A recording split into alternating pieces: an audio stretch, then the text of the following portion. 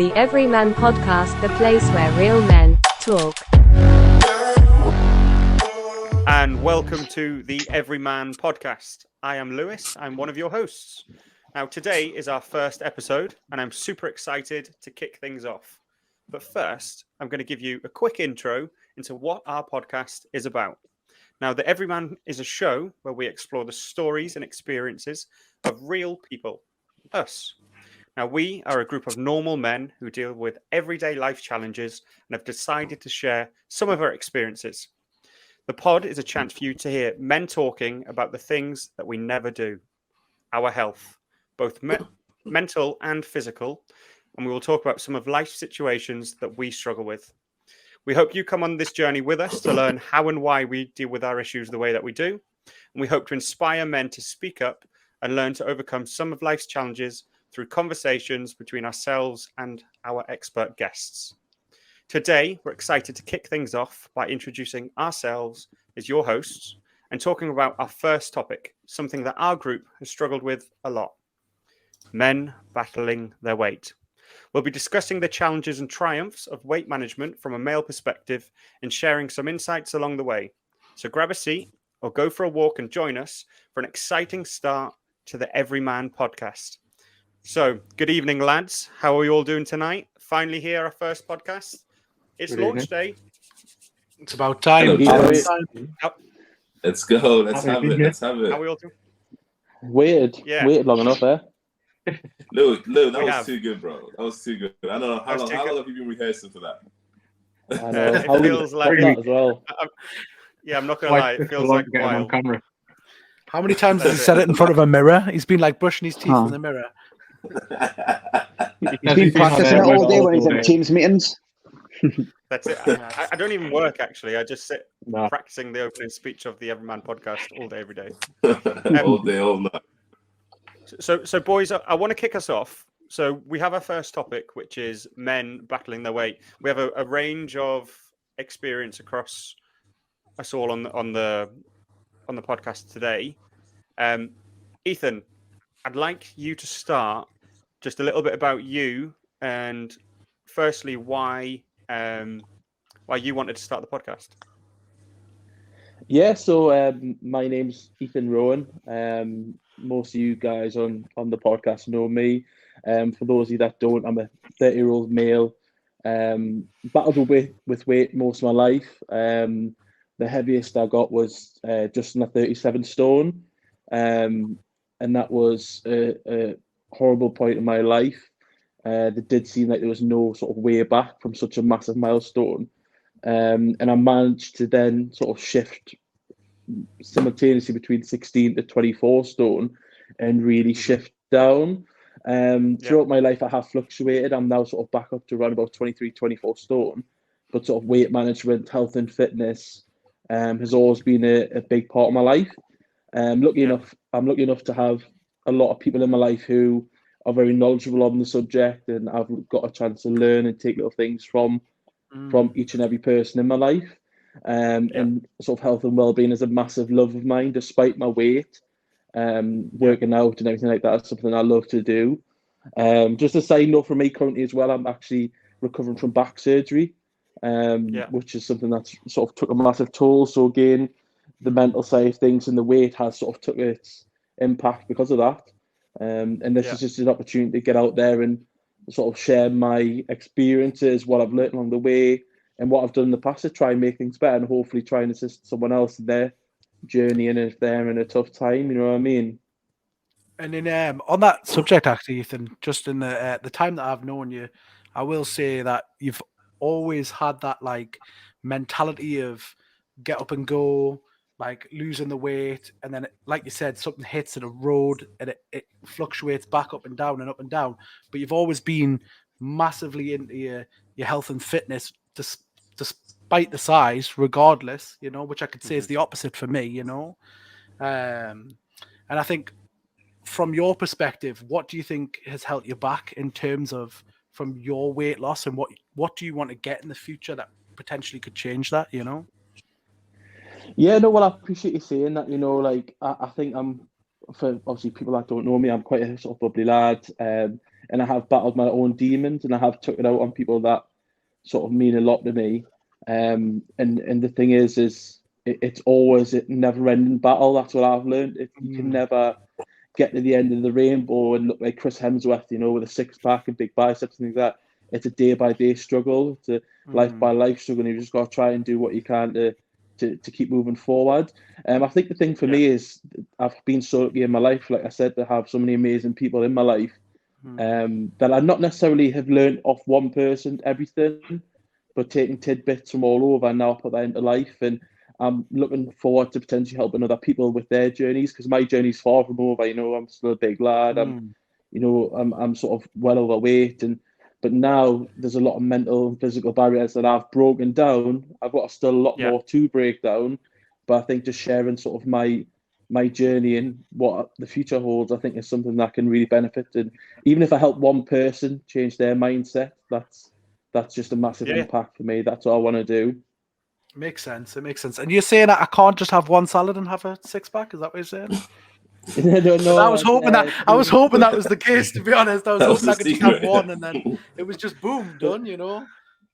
Believe me, that's what I thought.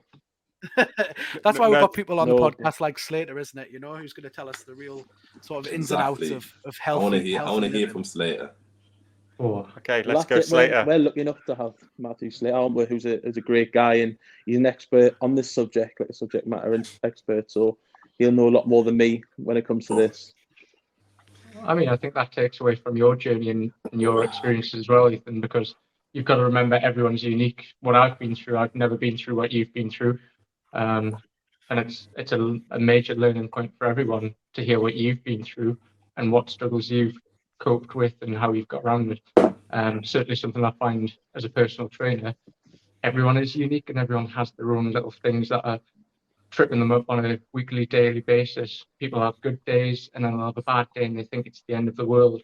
And it's because we hold so much weight behind the emotional negativity about weight, which makes it incredibly difficult across the board for many people throughout, especially Western culture, where obesity is becoming more of an issue on a yearly basis. And it's mainly associated with the aesthetics, which I find strange, because the main worry about being overweight or things like that should be about your health and the effects it has on your health.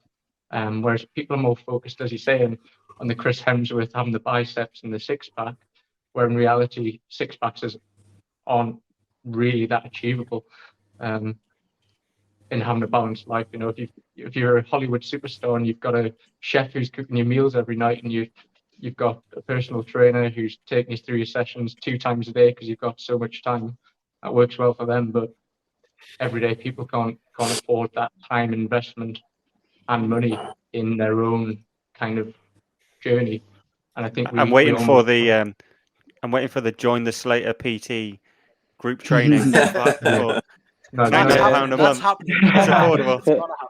For anyone listening, we have Matthew Slater Fitness, Matthew Slater PT. He works in Westmont Seaton. You can find him on Instagram, Matthew Slater PT. Like, share, subscribe to Matthew Slater PT.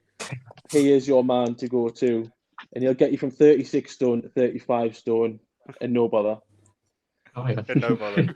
That's all it is, though. 1 stone at a time, isn't it? Yeah, 1 stone at a time. Because if you've done the first one, you just rinse and repeat. Obviously, you'll get to a point where that's not going to actually work because you've got to make a few adaptations. But it's finding what works for people, and I find that people have to have the education there and the willpower to get through those hard days, which is where I think, I don't know about you lads, where a lot of people trip up. Yeah, I agree. Feel that? Yeah, they set up on a table of goals, don't they?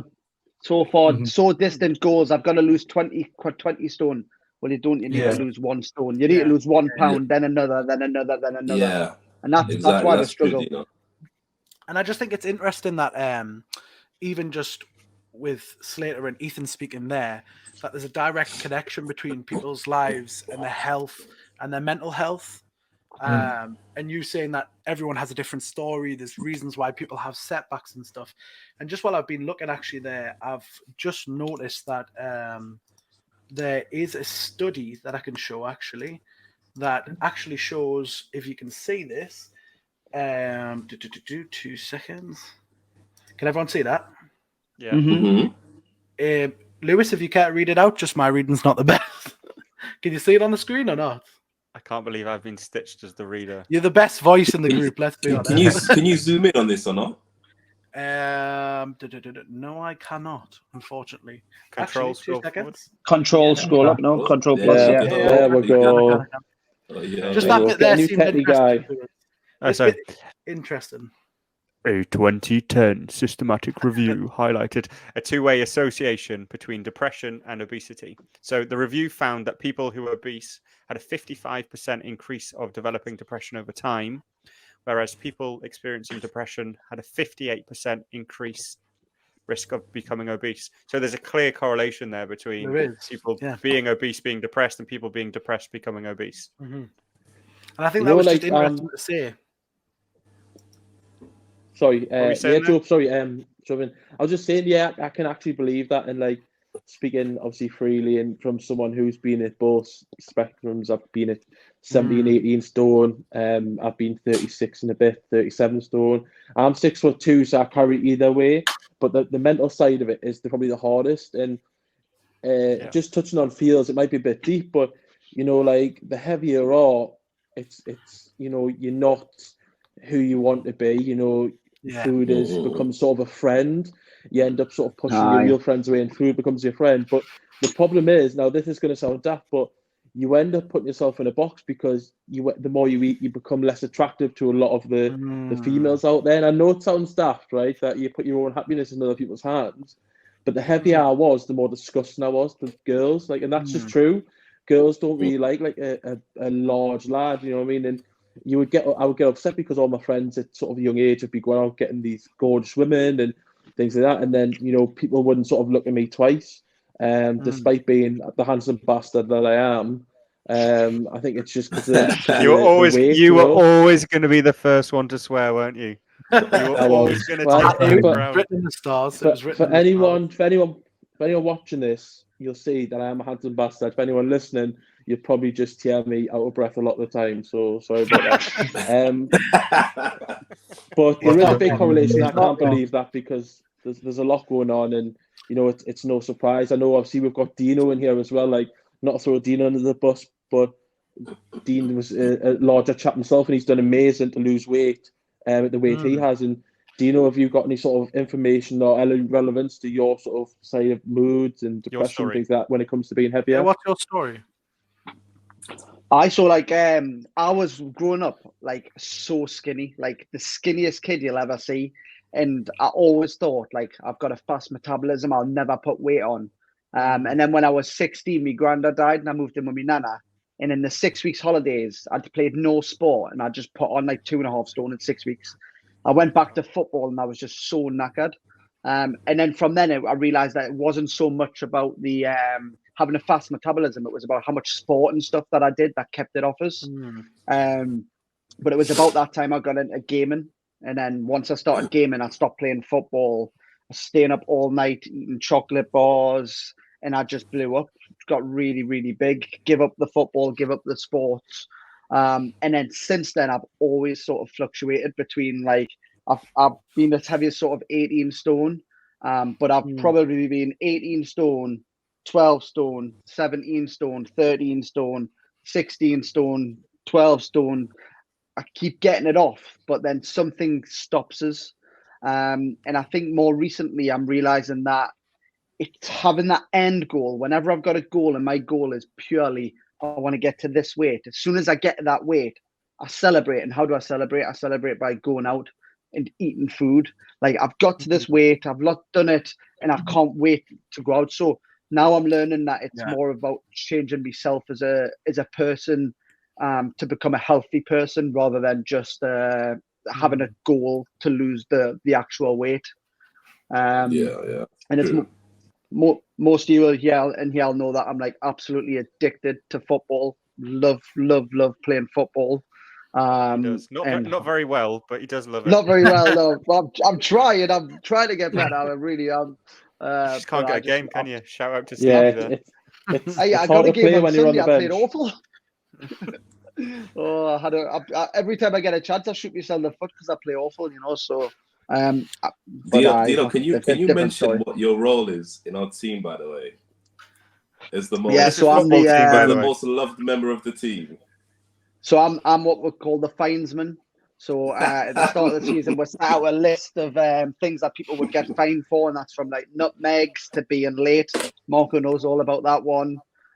Two rights does he? To not come. Do you know how many times I've been on the phone to Marco?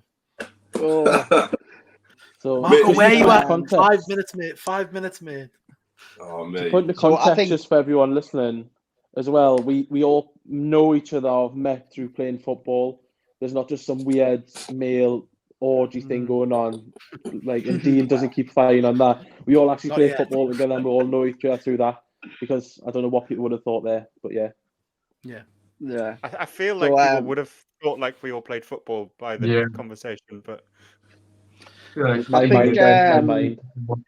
Last season, I think the finesman managed to get, I think it was £250, and I had £250 in the first month. So I'm slacking a little bit recently. I've been letting people off. But so is that where you've been losing weight? You've been collecting pounds in other ways. Is that what? That's the one, mate. I even set myself a challenge to lose. What did I do? It was to lose 6 kilos in like 6 weeks. And then I said if I didn't, I'd fine myself £50, and then I didn't lose it, so I fined myself £50. Nobody could believe that I did that, but at least I'm true to myself. Okay, wait. Where does that £50 go? I put it into the fines.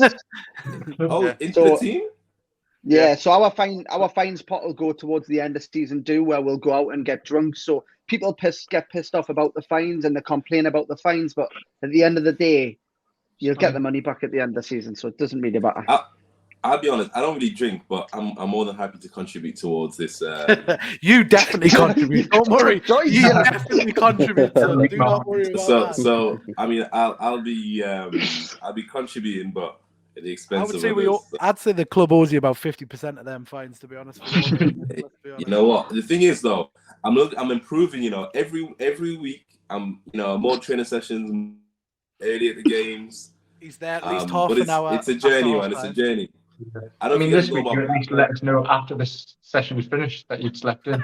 Maybe a couple hours later. So exactly, there you go. So I don't know if you guys know this, but that's all we're looking for. I don't know if you guys know this, but it's like a well-known thing amongst like the black community that black people are never on time. Like literally, I don't know what it is. I don't know if it's in like I'm not saying this is a fact, but me and all of my friends, apart from Bar, seems like a convenient. Jam's on time all the time. Jam meant to be in this podcast. Yeah. To be fair, because Jam has to drive, he has to be given a lift. Yeah. He has no choice. Jam has no choice. Jam gets carried there. If Jam could be late, he would be late. I think you made a good point actually about like setting yourself goals of certain like amount of weight that you want to lose and obviously trying to hit that. But what I find personally for myself, and actually I would like to ask Slater about this, is what would you recommend is the best way to go about losing weight? So I always try I'm a big lad myself, but that's the thing, exactly. So I've always been this guy who can smash 2-3 stone off just like this, boom, 2-3 stone off, and then put it straight back on, and then 2-3 stone off, put it straight back on. And I find as though I personally need some sort of lifestyle change. Would you say lifestyle change is the best option, slow and steady? Or do you find that, I'm going to Ibiza in 6 months' time, let us, smash out the gym for 6 months, lose a shit ton of weight, and then, put it all straight back on? What would you say in terms of... You'll find most people are in the latter category, where they've left it till the last minute. They're going on holiday, they've got 6 weeks, if that, and they want to lose an unrealistic amount of weight, so therefore they have to go to the extremes to achieve what they want. The best way to make long-term sustainable changes is changes to your lifestyle, a healthier lifestyle. And that doesn't mean you have to be a 10 out of 10 in terms of lifestyle. You could be a 4 out of 10 now, just change it to a 5 out of 10. Just gradual little steps. Find one thing each week that you can get better on, whether that's, drink a little bit more water or cut out processed foods, less sugar in your diet. All these little things that are all useful for people then become habits, and you don't fall back into the same things that got you there in the first place. And the thing with quick changes is you don't leave it long enough to actually get into those habits. So the moment you reach your goal, you're happy, and you've almost treated everything as a negative and almost held it as a at the end, that once you get that goal, you can have everything back. And it's that relationship there that then causes the yo-yo diet. And because That is people, me all over. like have it, it's a pain to get to where they want to be, and then they go, I can have everything I want now, and they end up after the one. I mean, boys, how many of us can actually genuinely say that we've done that in our lifetimes? I know I do it all the time. I'll say, oh, I'm losing loads of weight, and then I lose it, and then straight away, like Slater said there, you end up saying, God, I'm sick of this diet. I just want to eat loads of, I don't know, kebabs and Chinese. And then you end up like completely like pigging out on it and put probably more weight on than you even lost in the first place. I think. I tell you what's one of the biggest ones, right? And this is something that's changed me over my sort of last ones, is failing a diet and then going, right, I might fail a diet on a Tuesday and I'll go, right, I'll start again on Monday. Like, why do you need to have that? You can't start a diet on a Tuesday. But, I've been reading a lot more. And one of the quotes that sticks with me is progress, not perfection. So, you can fall off the bus and have a blowout of a day, but just get back on it the next day. It's really helping me now to stay motivated and keep going. Yeah. I think for me, exactly. I think for me personally, just jumped on the back of that Dean Slater. When I was sort of at my heaviest, I would always look at it as being day on day. So it'd be like, I've just, been at the canteen, it's high school, and I've had 2 chicken tikka baguettes for breakfast in my first break at 10 o'clock, and then you have them daft pasta things that used the pasta kings that used to do in high school. Pasta kings, yeah. I don't know if anyone had them in high school. Who doesn't love a pasta king? That's true. I Pasta have like what? 3 or 4 me. Not now, Christian, because we're all 30 and you can't process carbs anymore. But wait, what is this? Pasta what? Yeah. So it's like a pasta king it used to be called. Do you not have this in high school? So it's basically like a quick pasta dish for lunch. Like they would literally have the pasta pre-cooked. They would dip it in hot water for like a minute. And they would have like ready sauces to go on it. And it was like the worst. There'd always be water at the bottom of it, and it'd be like juice in it. And that's it's naughty though. Tell me that does not look absolutely unreal. Oh yeah. What's the calorie content of that out of interest? They don't look like 40% of that is pure water as well. Yeah. I never had the dinner ladies didn't take that much care serving them. You didn't miss out, Mark, I have to be honest. No, you didn't. Yeah, Yeah, Marco? Let's go into Marco's story a little bit. Let's find out. All right, yeah. What's my story there? I was halfway through a story. That's okay, don't worry. Let's leave that there. I was halfway through a point. Let's move past Pasta King. Let me finish my point quickly because it had relevance. Sorry, Marco, I'll put you on the back burner. So what I was saying was when in my younger days, I would do day by day, and you would win a day and you would get a gold star, or you would lose a day and you get a red X. And that's probably where I started getting me biggest, because of the fact that some days I was polishing off like 4,000, 5,000, 6,000 calories, and then some days I'd have like 500, and then next day I'd binge again. And there's no sort of consistency. But what I've learned the more I get older is to not do day by day, but do week by week, month by month, and you can actually have more flexibility. It's not ideal if you want to have a perfect diet, but the fact that, say, on an all week, if you're having a calorie surplus, and say you have a binge on a weekend, your week's not necessarily ruined, but you can't scrape it back. So I think week on week, if you've got that calorie deficit and you do have a binge, which obviously I wouldn't recommend, but if you do fall off the wagon, it's not the end of the world, because you can claw it back. You still have your Sunday or something like that. But I think if you look at it short-sighted, day by day, you end up shooting yourself in the foot, because there's no way to track where you are. I mean, obviously, just for some facts, obviously people know this already, I think it's 3,500 calories is if you to have a surplus to lose 1 pound of body fat. So that's a massive deficit to have for a standard human being for 1 pound. So when people are saying I lost 2, 3, 4, 5 pounds a week, a lot of that initially will be sort of water weight. But when you burn the nitty gritty, you've got to be in a massive deficit to lose 2 pounds a week. That's 7,000 calories a week to be in. You know, and that's sort of quite unattainable as a long-term goal. So I think taking back the goal setting and taking back to learn from there. And now that's just what I want to recap on and make people aware that don't be short-sighted. Make sure you're just looking at things on a whole. But that's my story finished. Marco, over to you, my friend. I'll leave you. Leave you to pick up the baton. Yeah. So hi guys, I'm Marco, and I am a quarter Greek and 3/4 Congolese. So I came here when I was about 7, and I've been in Newcastle most of my life, to be honest. And yeah, my fitness journey it's been a difficult one, because for me, growing up as a kid, I was always quite healthy. I was always in good shape. I was always doing sport. I was always playing football. I was always active in PE, all that kind of stuff. And it wasn't until I left school that things went a bit tits up, because I never knew. Like, when I left school, I stopped doing sport, went straight into work, and I was always kind of in and out exercising. So I grew up around guys who played football. A few of my friends were professionals, and we used to, whenever we used to go out, we used to eat. We used to go to Nando's all the time. We also used to do activities. And obviously, all these guys would then go back to their normal life, and they'd go to training or whatever. They'd be fine, because obviously all they're doing is football was a lifestyle to them. And me, I was going back to work. So I was never really in the gym until one day I was like it hit a point where I was overweight. I felt shit about myself. We used to go out. I was always like the only fat one. All the boys used to make fat jokes about me. I was like, nah, I need to fix up.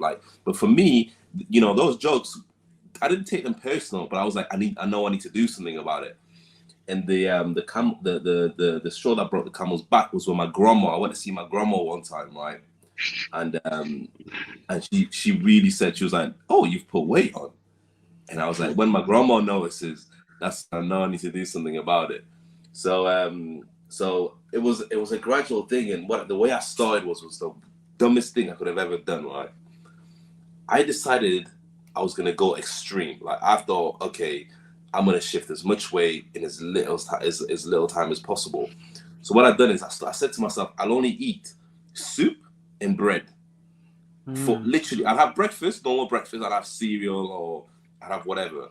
But then I said the rest of the day, all I would do is eat soup and bread. And bro, one day I was in the gym on the treadmill, running, bro. I started getting dizzy, bro. I'm starting to see stars, mate. And I just didn't understand what it was until I told someone. I was like, this is what I'm eating. I think it was like a guy who'd done training and, done all these different, he's a I don't know, he was into fitness. I was like, bro, this is what I'm doing. And it was just the worst thing you could do. That's the worst thing you can do, because you're not getting the right nutrition, you're not eating properly. And then,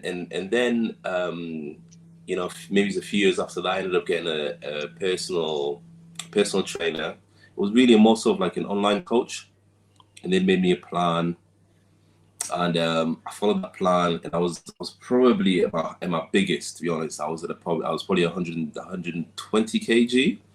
I don't know, Job. I've sent a picture on the chat, and that sort of shows my progress as to where I end up getting up to, and the way that I end up getting down to. But I think I've shifted about, I don't know, maybe it's about 15 kg in the space of about 14, 15 weeks.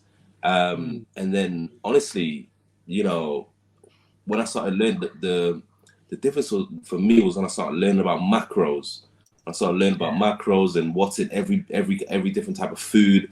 And honestly, one thing I can recommend to anyone who's looking to get into good shape is understanding your foods.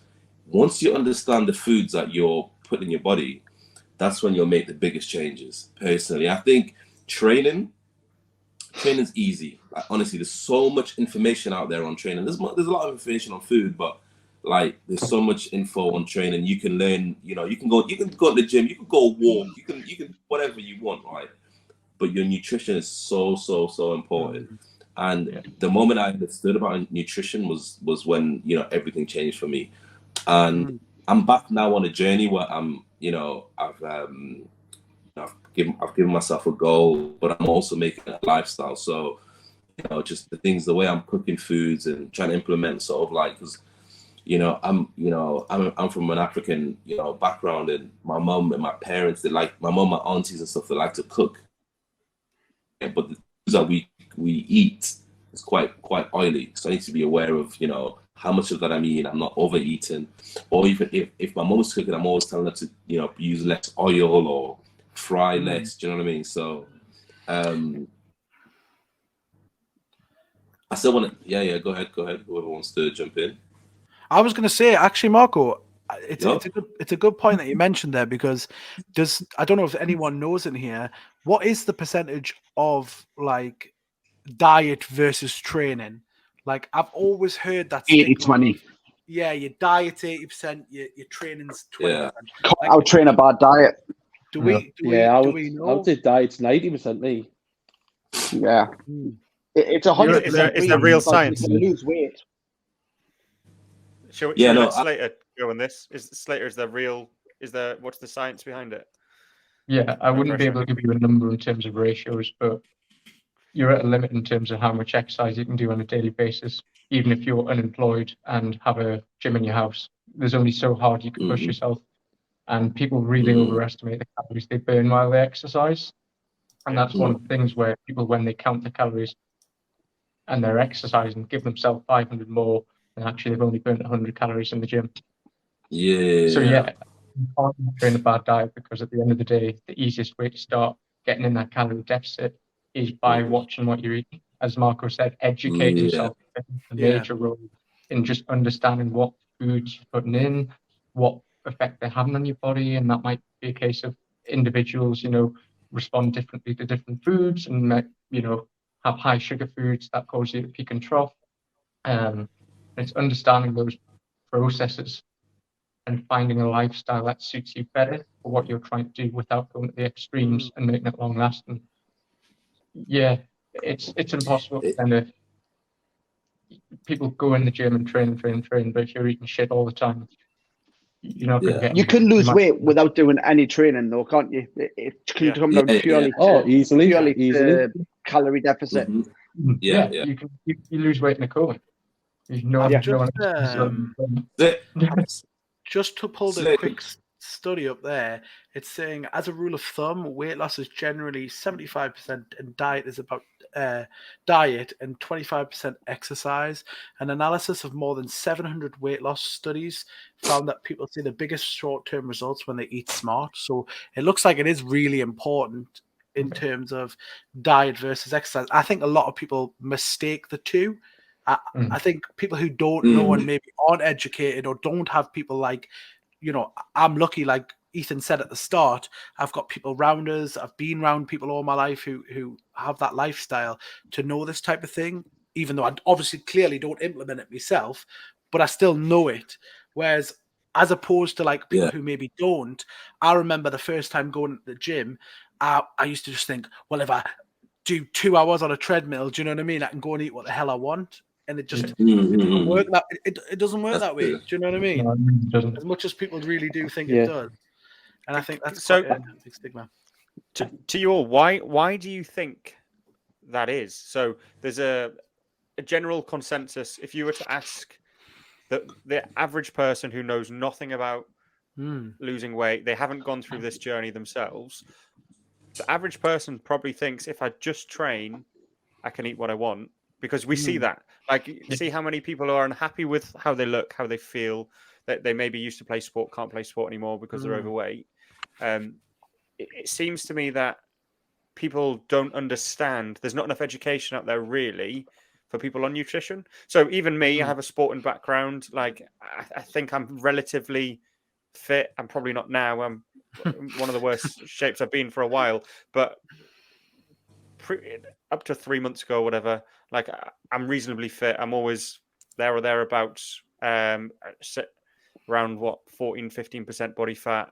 So nothing crazy. At my fittest, I've been well under 10, probably around 5. Not for a while now, I have to be honest. But like I understand that. But it was more. But for me, Ethan, around that was more around. I was training so much that my diet didn't matter. And as I've become an adult, even someone who like you would look at me, you wouldn't say Lewis is out of shape, but I'm not in. To me, I'm not in good shape because you compare yourself to your best version of yourself, don't you? I suppose. For me, it's lack of education. And so when Marco's talking about understand your macros, really understand what you're putting in your body, I'm personally really interested in talking about this conversation and developing that further for me to understand nutrition better, understand how I can do things for me to keep trim without having to go and kill myself on a crazy workout or some running or whatever, just to be smart, work smarter, not harder, essentially. Yeah. That's for me what I'm looking at from this sort of conversation and the subsequent conversations we have on it. Yeah, I think that leads into the question, obviously, where should people look for the best advice on weight loss? Like, I know you're a PT, Slater. Would you say personal trainers? Would you say towards their doctors? Like, people really struggling, because there's people who are really, really struggling with weight and with mental health and everything, and they don't know where to start. Where do you start? Do you know what I mean? It's not just it's about... a complex web, because as we discussed before, depression and overweight go kind of hand in hand, one way and the other. And sometimes you need to address one to address the other. So going to your doctor might be a good start, because they can run you through a load of blood tests that might be impacting how you respond on a daily basis in terms of your metabolic processes. And they can give you a general health screening, which is really important anyway before you start doing any physical exercise and changing your diet, because you need to know, is this going to have an adverse effect on you? Are you going to be able to handle the demands of whatever training plan your personal trainer then puts you on? And then seeking out, advice from a professional, either a dietitian, a nutritionalist, personal trainer, who can really understand what you're going through and what your personal circumstances are. Because as I said before, everyone's unique in terms of what triggers them to flip back or what stresses they have on a daily basis, and the information that they need. Someone might need an absolute overhaul in their complete understanding, whereas someone else might just need slight education on certain food groups. So it is really personal to the individuals, and I think doctors and personal trainers are a good starting point. Just to get that ball rolling and to understand yourself better, I think is a key one as well, because most of the time, the person who can make the change is the person who has to do the change. So we can tell someone what to do, but if someone isn't honest with us and they're not honest with themselves, is the main thing, then they can't address the things that actually do need changed.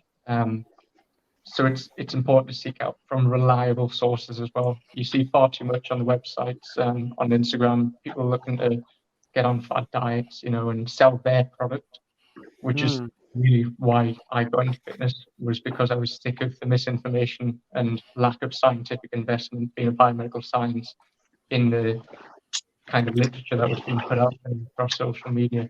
And it's Guys, can we just all agree that unhealthy food is so much more tasty than healthy? It is. It's ridiculous. It's ridiculous. When you find out why, though, and it's because they're filling it full of sugar to make you crave it and stuff like that. That's why, eating unprocessed food regulates my my hunger throughout the day so much better. But just coming back to something that Slater was saying earlier as well, is like everyone online is trying to sell their own products and stuff like that. And part of that is hiding the fact that for years I dieted and I didn't know one simple fact, and that is it's calorie deficit. That's all that matters. You cannot lose weight if you're not in a calorie deficit.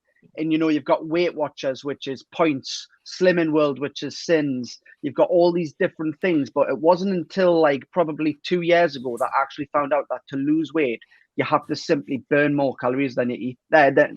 Yeah, burn more calories than you eat. Yeah, and I feel like that's sort of been hidden from us for well, I mean, I might be being super here, but it's been hidden from us in using these different sort of methods like Weight Watchers and things like that to just let us know that simple equation, which has really sort of changed my idea on it.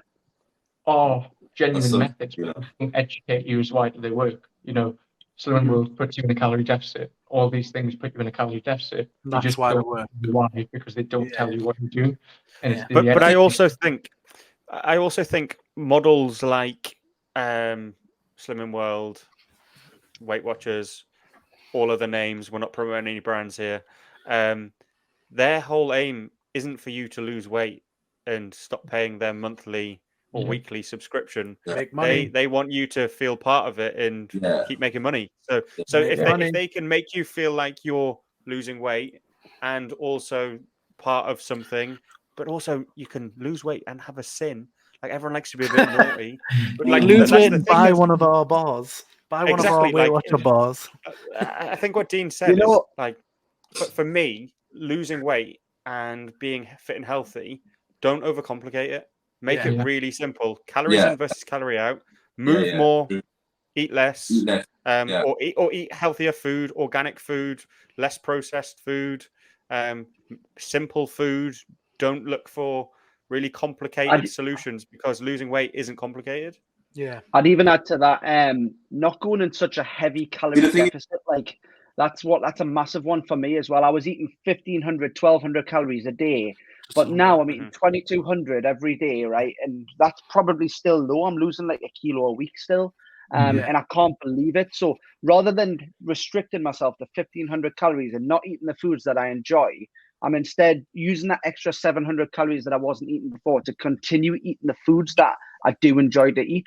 And that way it's keeping us motivated. So I'm not craving these foods. It's just about trial and error and making it work for you, It's finding that balance that it's enjoyable but successful as well.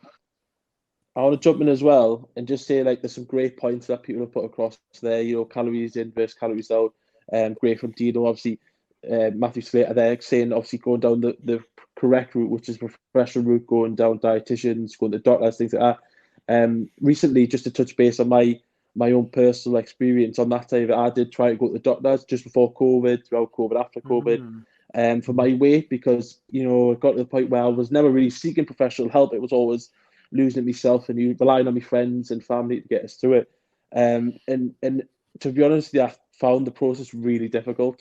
I'm not going to sugarcoat it because they have to put you through something called Healthy Hearts, which is a program you get referred to. So it's not like you go to the doctor and you say, "Doctor, like I'm really upset about my weight." Like at one point, obviously not to get too frank, but I was sort of having really negative thoughts and dark thoughts because I thought there was no other way out. You know what I mean? Like, and there was thoughts about sort of ending it, and it sounds trivial because it's just about sort of looking in the mirror and not being happy with yourself, but it's something that's so major because at the end of the day, you sort of, as cliche it is, you get one life, you want to make the most of it. You want to, go surfing with your pals. You want to play football with your pals. You want to have the nicest girl on your rob or boy or whoever, you want to sort of be comfortable and happy in yourself, and finding that happiness is really hard. And what I would do to people is not only I would go down professional routes to the calories in, calories out, but I also implore everyone who sort of listens to this, watch this, to sort of educate yourself. When we were growing up, obviously I'm 30 now, Lewis is 45. There's a couple. Did you say foot?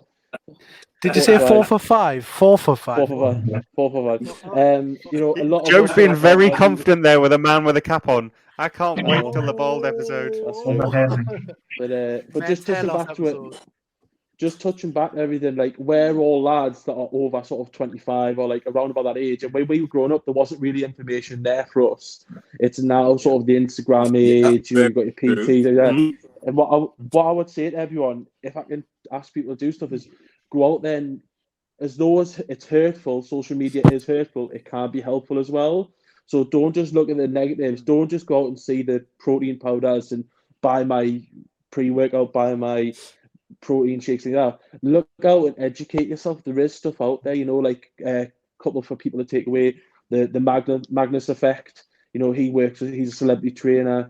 You've got Ross Edgley, who's Ross amazing, Edgley's very good. amazing, athlete who's done various amazing challenges. You know, he's got books out there. You know, Luke Zocco, who's Chris Hemsworth's trainer. There's loads of people out there that they do charge for you. Like there's apps, there's books, there's this, that, and the other. So if you've got the money, I would give them a go. But they also have free videos, free workouts, free meals.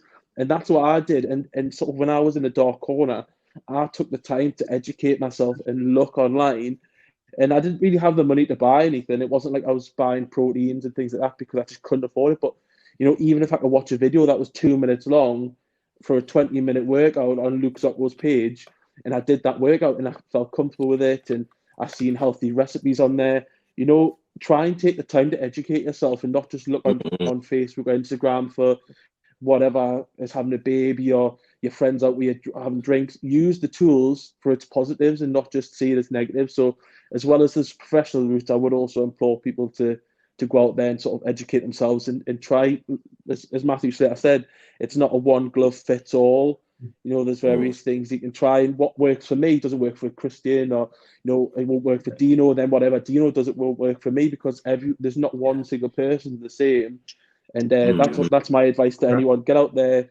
If you want to do professionally, great. I would encourage everyone to go out and have that conversation with your doctor, with your physician. But then I would also educate yourself and just try, you know, trial and error. And, you know, don't pay through the eyeballs, but just make sure you're looking after yourself and giving things a go. You know what I mean? There's so much free information, you don't need it now. Sorry, say I'm going. Yeah, the one thing on that is just to have an awareness where you're looking for this information, because there is information out there that can become damaging and misleading. There's so much information out there that sometimes it does become almost contradictory as well. So then people can be left in the place of what's right and what's wrong. But when you do the internet and things like that are a fantastic place to go for information, just to have a bit of awareness of who's writing this, what qualifications do they have and don't they have, what kind of intentions do they have behind whatever they're writing. But absolutely, there's so much information out there. It's just about picking the right sources to get it from. Yeah. Exactly. Even learning about your foods as well, like Matthew said, you could give us a bit more of a deep dive on this. Obviously, I don't know what's going on with Christian's camera, but Matthew, you can give us a bit of a deep dive. But you know, you've got carbs, fats, proteins. You know, obviously, fat burns like twice the amount of energy compared to protein and carbs, but carbs is the number one source for energy. I mean, you know, what do you want to? Can you give us some helpful tips, Matthew, just for anyone who's listening who maybe just doesn't have that basic knowledge of the three food groups? And keep it as simple as possible. Fat for every 1 gram is around about 9 calories, which, as you said, is double what carbs and protein are.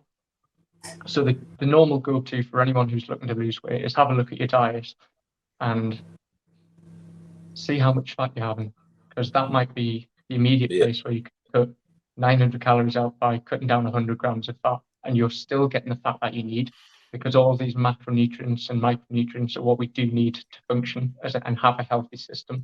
Fat is needed to absorb minerals and vitamins into your system. It's needed for insulation. Obviously, if you're looking to lose weight, you've probably already got that there, protection of organs, but there's not a bad macro in the sense of they're all good for human health, but it's in the right balance. Yeah. So the go-to normally is have a look at your diet, what you're eating right now. Sugars are simple sugars. Normally cut them out because they cause peaks and troughs in energy, which leads to more snacking across the day. So if you have a sugary snack, within an hour, you're going to be hungry again because it's been digested and it's through your system. So it's about, you know, I think looking at your own food habits and looking what you can do better in terms of that. And as well as fats, Matthew, what do you want to give people a breakdown of what carbs and protein are as well, just so people anyone who could listen to this, just so they know what they are and how they're in relation to diet. That's all.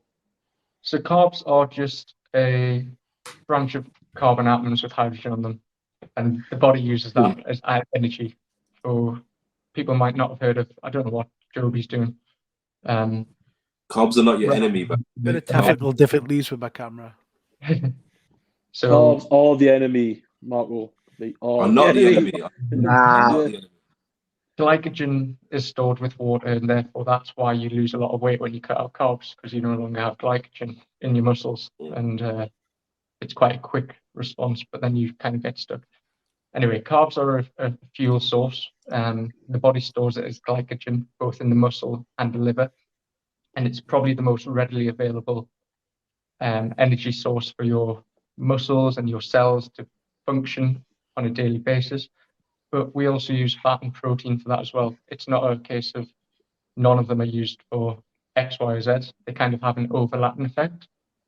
Proteins are really important for the building of muscles, the repairing of cells, amino acids.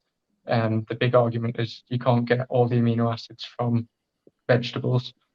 You can, you just can't get them all from one source. So where you might be able to have a joint alarm, you'll get all the amino acids that your body needs. You might have to have 6 or 7 different vegetables to cover that, but you can still have a healthy, balanced lifestyle. Obviously, protein is really important for recovery after training. There's something that is kind of a dubious one with protein in terms of the thermogenic effect when digested.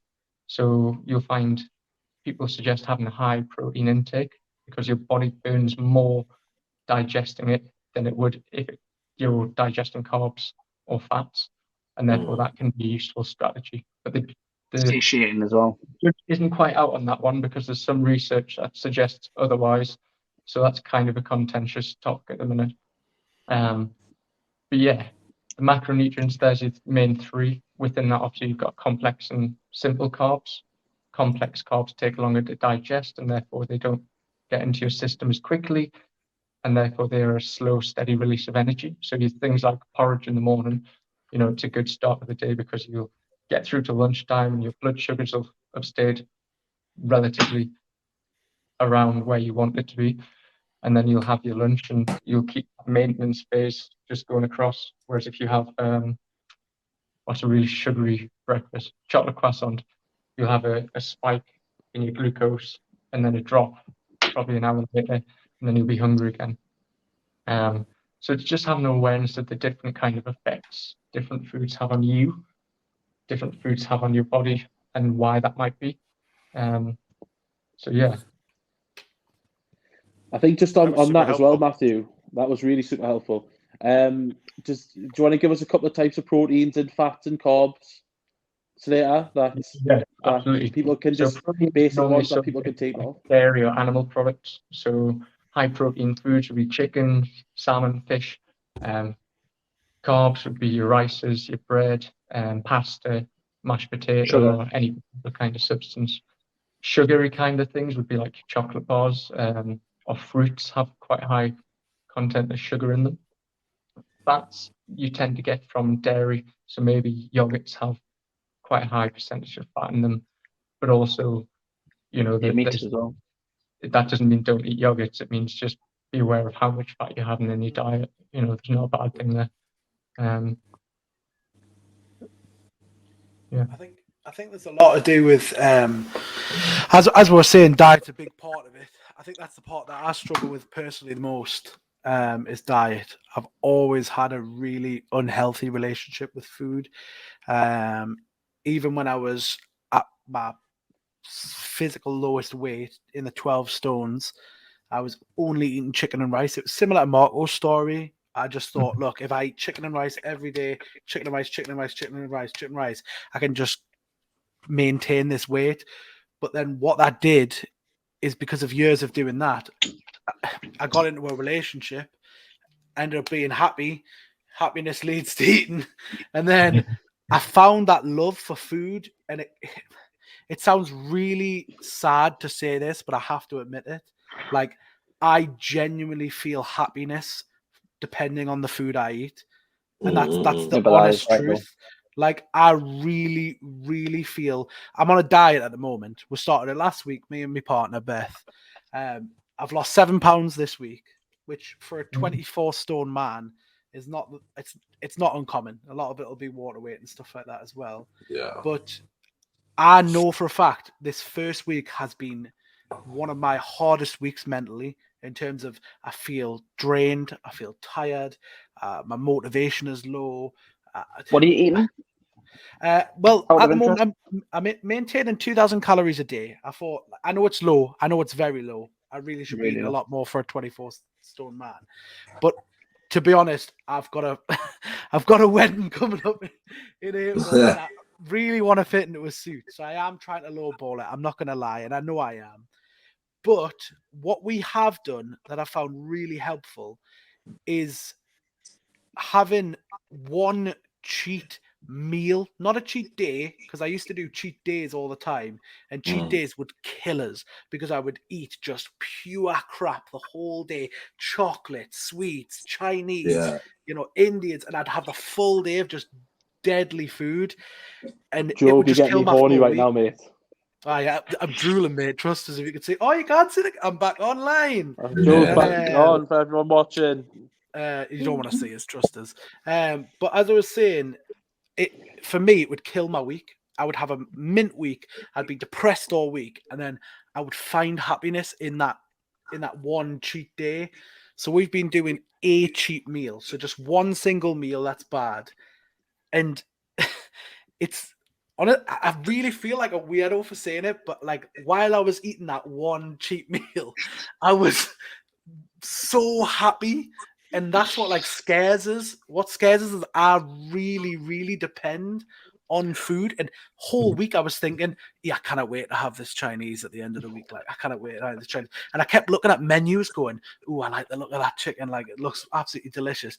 And that's disgusting to think about, but it's true. And for me personally, why I wanted to work with you, especially Slater, is because I want to try and find a way of like, one, being able to exercise at this size, because I don't know if anyone's had a similar position as being a 24 stone lad versus a 12 stone lad. But what I used to be able to do and what I used to be able to achieve in the gym, I try now and I can't even get through 5 minutes without completely like being sick. Yeah. Well, let's put it this way. I used to do 2-hour sessions of mixed martial arts. No bother. I went 2 years ago. My partner bought us a year subscription to a jiu-jitsu class in Monk Seaton. I went to one session. I spewed up after 20 minutes and I never went back. It's actually not even a lie, because I was Wasn't it like embarrassed. £700? It was literally like £600, yes. And but the thing is, I was embarrassed. I was embarrassed that I couldn't do it, especially being a lad who's done it before. It's like the football thing that you were saying earlier. I think it was Dino was saying, like you get to a certain level and you think you can achieve that, and then you don't realize how unfit you actually are. And that's what I suffer with that. Honestly, it's what I struggle with the most, and that's why I think a lot of us in here are going to try. I don't know if Slater spoke to anyone, but I know me and you talk, Slater, say like whether we could set up like classes and see how we get on in this podcast. We come back in 8 weeks' time. Every week we update on how we're doing. We'll have a laugh with it, a little bit of a table, because that motivates me, having other people to do it alongside. For me, makes it easier, if that makes sense. Can I just allude to what Job's saying? Yeah, go in for that. it. Yeah. In that. So when I started training and when I really like started, learning about foods, because when I was young, I didn't have a clue about foods. Like you said, Lou, it was you were training and you were so active that whatever you ate did not matter at all. You could eat whatever the fuck you want, and it wouldn't have an effect on your weight. So you didn't really care until obviously you got older. And that's another thing I used to do as well. I would train, go hard all week, right? Really, really, really, go hard all week. And then obviously my online coach used to say you can have a cheat meal, but I translated that to a cheat day, bro. And like Job said, I would go hard all week and I'd weigh myself on the Saturday. And I'd be like, damn, I've lost like 3 pounds, 4 pounds. I'm like, great, this is good. And I'd be like, okay, I train on the Saturday, and I'd have a game on the Sunday. Sunday, bro, I would just indulge. Like I'm going hard, literally. I'm going, and I'm a sucker for like sweet, for like desserts, bro. So I would maybe go out on the Sunday, for food somewhere. It wouldn't be so bad, but whenever I got to the dessert place, I would go hard, bro. I'd have like, you know, loads of like, you know, chocolate cake and custard. I'd have a waffle, you know, and I can my really, language. yeah, and I can really like, you know, put food down. Like it's not a problem for me. And then on the Monday, okay, and then the Monday would come, and I'd like just, you know, you're not supposed to, but I'd weigh myself again. I'd be like, I put that weight back on, and I'm like, yo, but then, you know, for then after, you know, after that week, you know, I'd go through the process, obviously trading again, and I'd be like, I've put the weight back on, and I'd be confused. But then, you know, you come to understand that it's that one day that will have a detrimental effect on what you've done the previous week, because what you've done through that week can be undone by it. If it's as simple as that. That one day can kill you up. But now that I know this, since because I'm the type of person, I don't like training if I'm not in a gym. If I'm training, I like to throw weights about. And when COVID, I didn't like doing that because I didn't have any weights. I didn't have any training equipment, so I was just screw this. And then and I don't like doing steady state cardio. I don't like just going out and just running. I just think it just doesn't work for me. I mean, it's something that I'm trying to change, but I just can't put my headphones in and just go running nowhere. Do you know what I mean? That's why I love playing football. As much as like, that's why I'm trying to play football 3-4 times a week, 5-a-side, 7-a-side, whatever. That really helps me, like, you know, get running around. And then gym is a problem for me because you know, growing up, I've grown up with people who are always gym, you know, watching videos, but like I say, like educating yourself on all these different topics is so important. You get started, you know, the more you have, the essentially it's going to be for you to you know, get to whatever goal you want to get to. And for me this year, it's about, you know, I'm trying to implement like discipline. Nowadays, I ask myself, sometimes when you're going to eat, you're not really hungry. Like you're just, sometimes you're just comfort eating. Sometimes I'll just open the fridge and be like, oh, what can I eat in there? But really, I'll like nowadays, before I even eat, I'll say, am I hungry? Am I genuinely hungry before I go and, you know, tuck into this food? And I'm not. I think most of the time not. But let's go on to what we say. No, I was going to say, I feel like we're all definitely guilty of that, and I certainly am. I'm an eater when I'm bored more than anything. Guys, it's been an hour. We've committed to doing an hour for the first episode, and I'm sure all the listeners got loads out of this for our first one. What I want to do to end this one episode off ahead of our next ones is what are your final thoughts in a sentence on what we've discussed today, and what are you looking to get out of the podcast moving forward? So we will start it off with, we'll go Slater first.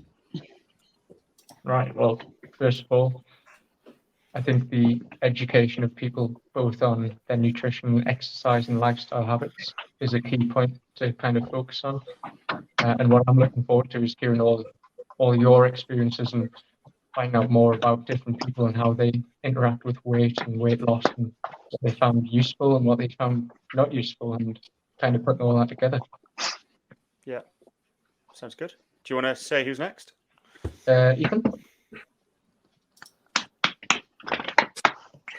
Yes. I don't know if you want to put the camera on me. This gorgeous mush. Turn it on. No. I took them off. I didn't want you on, mate. I'm sorry. I just didn't want you on. I thought you were too good looking. Sorry. There you go. Best looking guy in the team right there. Wow. Mate, what are you recording from? What? What are you recording from? It's Sony. What is it? Please say your mum's phone. What do I want to take away from it? Well, for anyone who listens to this as well, Marco, you've got the best internet in the world because we heard about half of anything you said when you went on mute. So, Marco, you can go back in your box for that.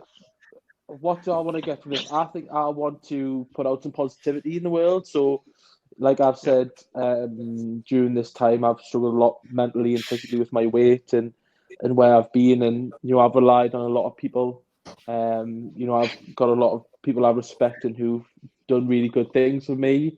I've tried to put that energy back out in the world, and sometimes I have had bad moments where I've been not the best to people or the kindest to people. And you know, I regret that. And for me personally, I want to try and make a difference. And like I say, if there's one person that can take one positive thing away, or you know, if one person who's on the edge can, you know, take that step away from the edge, and you know, like you say, it starts with the first pound. You know, if it was easy, everyone would do it. And that's the thing with obesity. Obesity is sort of taking over at the moment, and I just think people should sort of put every one step at a time, every day forward. But yeah, and I'm looking forward to seeing where this goes. So we've got a ragtag bunch of group of people. So yeah, that's for me. I'm going to pass the baton to Margot if internet and phone can handle it. Yeah. So for me, I want to use this as an accountability journey. You stole me line. You stole me line. I've been saving it right here for accountability.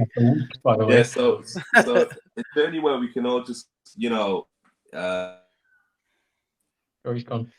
And that was the end of Marco. That an accountability journey where we can all just go on a journey and support each other through our journey and see what see where we come out of it on the other side. You know, like let's just support each other and see what happens. 6 weeks, 12 weeks. 6 months down the line, see where we are, and we can report back and talk about what our experiences have been and where we are at the time. Yeah, so that's it for me. Nice. Who are you passing it to? I'm gonna pass it to Dino. Oh, yo. Dino. All right. To be fair, I wasn't sure how this was going to go, but after the first hour, I'm a lot more motivated about it, to be fair. And I'm just the same as the boys, just excited to see where we can go. I think it's more. I think more for me, it's accountability as well. To try and keep myself. Can you go in? Put me on the spot. He's talking to you, Ethan, by the way. I'm not. He's gone. He's gone. He's talking to his bride. Yeah. 90 Day Fiancé over there. So yeah, just to try and keep myself motivated once I get to where I be. I've also got a wedding at the end of March. And I'm trying to lose about another stone. And I think probably once I get there, I'm pretty much happy with where I want to be. So I'm keen just to learn every day, pick up some tips from Slater, and hopefully help other people as well, with my experiences as well. Yeah, nice. Who are you passing it to? Be yourself, Joby. Oh, well, then let's go.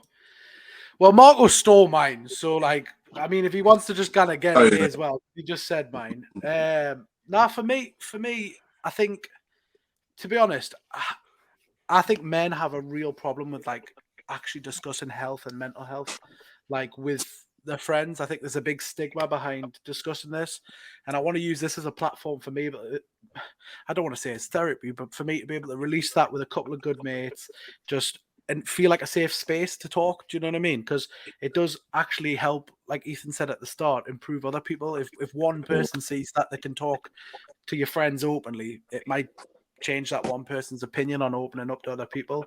So I think that's one thing I definitely want to get out of this. The second thing is I would love us to do, like I said, some sort of camp with Slater, come back 8 weeks time, see me 6-pack off eating the salads, and and just see how far we can take this, because I really do think it's a good opportunity to use real experiences, because we all have very different walks of life, to kind of help ourselves on our journey. And that's where I'll lead into our good host, Lewis Vines. Guys, I firstly want to say you all absolutely smashed that for a first episode. So we'll have a virtual round of applause in our own head there. So absolutely smashed it. Well done, everyone. So for me, the thing that I'm after from this, and it's probably the words that I said at the beginning, It's more around creating a safe space for me to be able to have conversations with my friends about the things that I struggle with. Today's topic's a concern in my life, but it's not the biggest. There's other things that have affected me much more, which I'm sure we'll talk about in the future. But it's equally about us. We are just a normal group of young blokes with. We're not trying to sell anyone anything. We're not trying to do anything for. There's no hidden agenda. We are a group of lads who are saying, look, if we can sit and talk to our mates in an environment where we're doing it in public to show that it actually helps people get through pretty shit situations and it'll make you feel better. I don't know about you guys, but I feel way better after tonight's conversation. Oh, Just for sure. Talking For and sure. hearing your guys' stories and what you guys have been through and are going through.